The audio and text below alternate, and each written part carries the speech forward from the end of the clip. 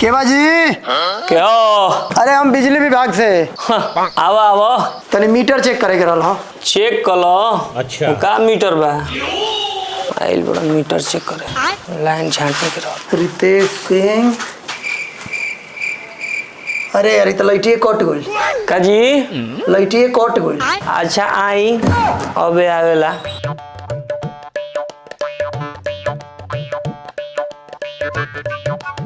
कुर्सी ले आई बैठो। ना ना ठीक बा। कुछ पानी नहीं पिए करी? ना महाराज कोई दिक्कत नहीं है। अच्छा बिना दिका भाई काम चल जाई। अच्छा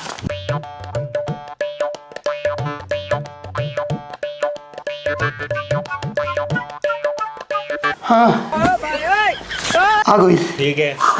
चलो मोबाइल चार्ज करें। ला फिर भाग गई। भाग गई। गर्मी से एकदम परेशान हो गई भैया। अच्छा बताओ समझ गया। तू आधा एक घंटा में परेशान हो गई लो।